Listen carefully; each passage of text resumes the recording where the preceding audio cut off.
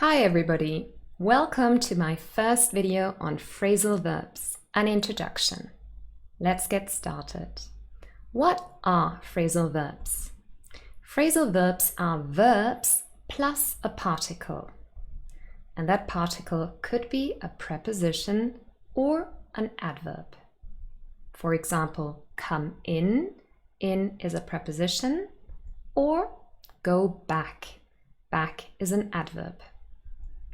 We also sometimes have phrasal verbs with two particles. For example, put up with.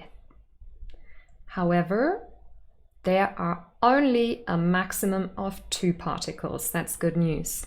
So one or two particles following on from the verb.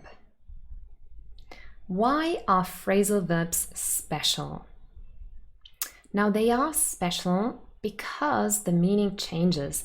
Let's have a look here. You all know this verb, look, very simple, you learn this early on. It simply means to direct your eyes to see something. We could just say look and see, they are really almost the same. However, look after is a phrasal verb. We have added the particle after to look. And now the meaning has changed. Look after means to take care of something or somebody. So the word has a new meaning entirely, not related to its original meaning of to see something. So look and look after, yes, they look similar, but the meaning is completely different. Now, you might think, ooh, that's quite difficult. Is there a trick or a quick rule to learn them? Unfortunately, the answer is no. Sorry. You do have to memorize them. Of course, I do not suggest you just get a list of phrasal verbs and memorize them. That would be hard work for most people.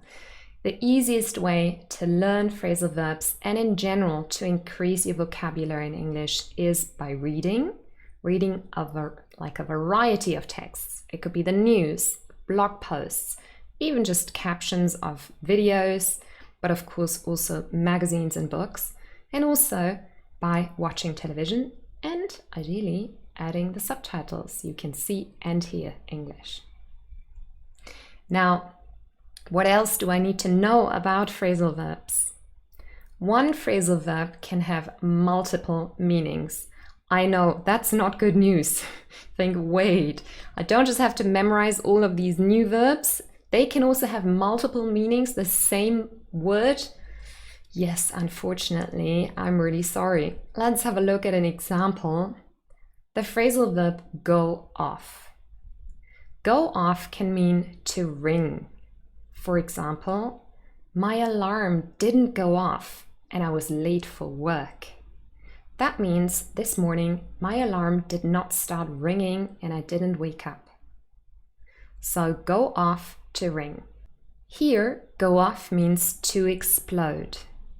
For example, the bomb went off with a huge blast. So here the bomb did not start ringing, it exploded with a loud sound. And number 3, to go bad. This is usually used in the context of food and drink. For example, what's that terrible smell? I think the milk has gone off. The milk is old and has turned sour. Maybe somebody left it outside the fridge. So to go off means it's not good anymore for drinking or for doing anything with it. Why are phrasal verbs important? Because they are very common and more informal when we speak English. Here are some examples. In this table on the left, you can see phrasal verbs, and on the right, you can see synonyms that are just one-word options. For example, come in and enter. It would be very strange for me to say enter to my friend. I would definitely always rather say come in. It is a lot more natural and common. Enter is very formal. The next example is go back, very common, very normal. and return. Yes, they mean the same, but again, return is a little bit more formal. And also hand in, submit, and tell off, and rebuke. We could call them synonyms because yes, the meaning is the same, but there is a big difference in register in that the phrasal verbs are very common, less formal, but the one-word synonyms, they are a lot more formal, and so we wouldn't necessarily use them in everyday situations, especially not when talking to friends or family. How do we use phrasal verbs grammatically? This is a good question. Often we just worry about the meaning and forget about the grammar, but the grammar is very important with phrasal verbs. Why? Well, because there are various groups of phrasal verbs. Some do not need an object. That's good news. Those are easy. However, there's another group that need an object, and that group can be subdivided into inseparable phrasal verbs. That means the object always has to come last. Doesn't matter if it's a noun or a pronoun. And separable phrasal verbs. That means here the object can come between verb and particle. And indeed it must if it's a pronoun.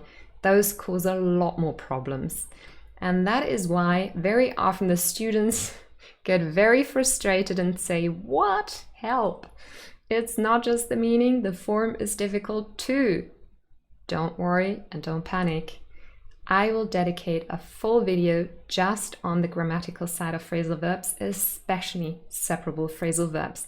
So come back again next week and watch part 2.